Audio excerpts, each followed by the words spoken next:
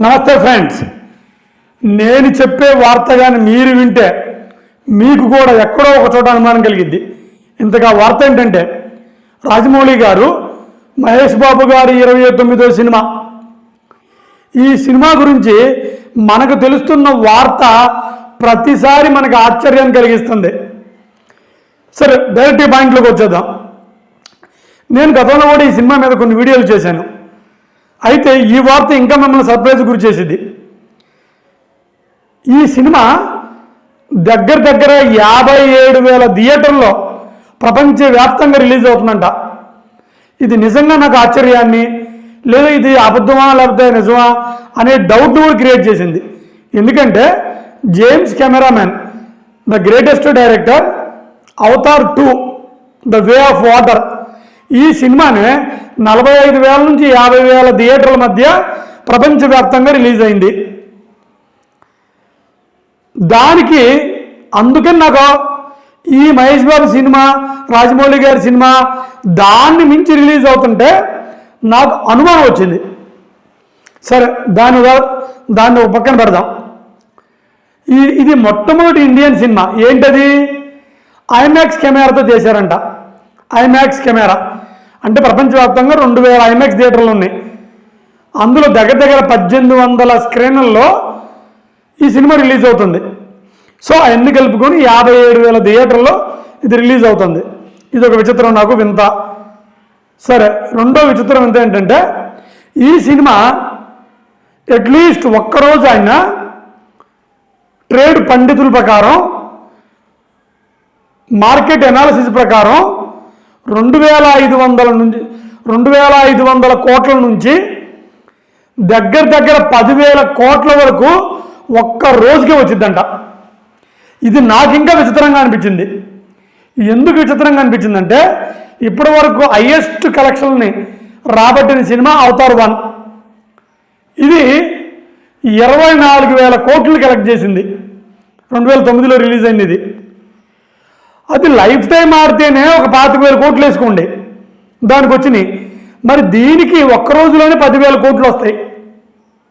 లేదు, సినిమా యావరేజ్గా ఉన్న 5,000 కోట్లు వస్తాయి. ఇది నాకు ఒక విచిత్రం అనిపించింది.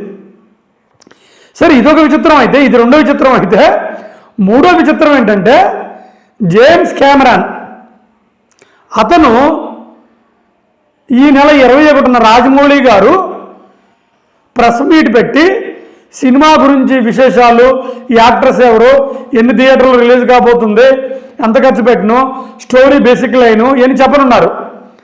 ఈ నెల 21న జేమ్స్ కెమెరామ్యాన్ కూడా వస్తున్నాడంట ఆ సినిమా ప్రెస్ మీట్కి.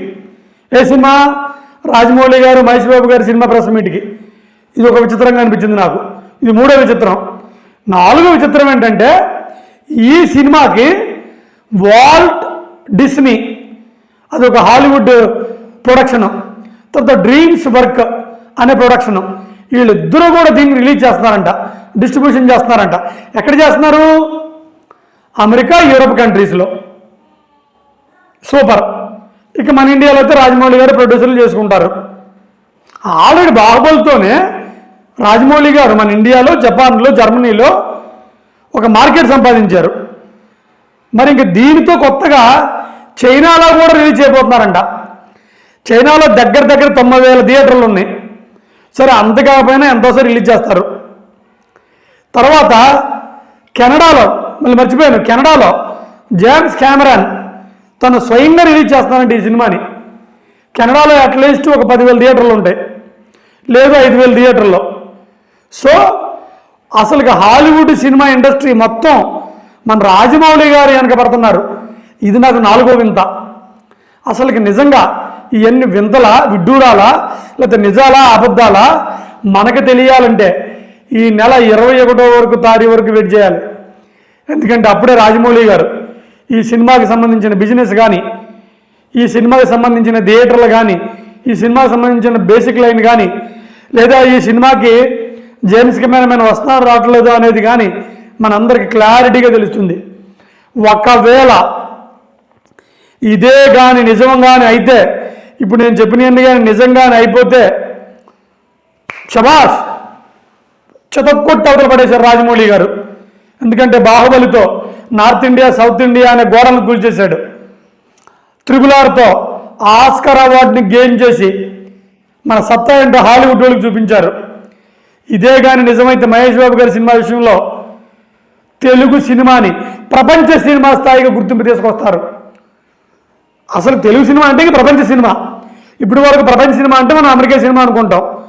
ఇక ఇది కానీ నిజమైతే తెలుగు సినిమా అంటే ప్రపంచ సినిమా, ప్రపంచ సినిమా అంటే తెలుగు సినిమా అయిపోయింది. ఇందులో మీకు ఏ డౌట్ అక్కర్లేదు. మనకు ఆ సత్తా డైరెక్టర్లు ఉన్నారు, దానికి మార్గం వేసే రాజమౌళి ఉన్నారు. నేను మనస్ఫూర్తిగా ఇదంతా నిజం కావాలని కోరుకుంటున్నాను. ఎందుకంటే నాకు బాగా గుర్తు 2009లో సమరసింహారెడ్డి సినిమా రిలీజ్ అయింది. విపరీతంగా ఆడింది అది.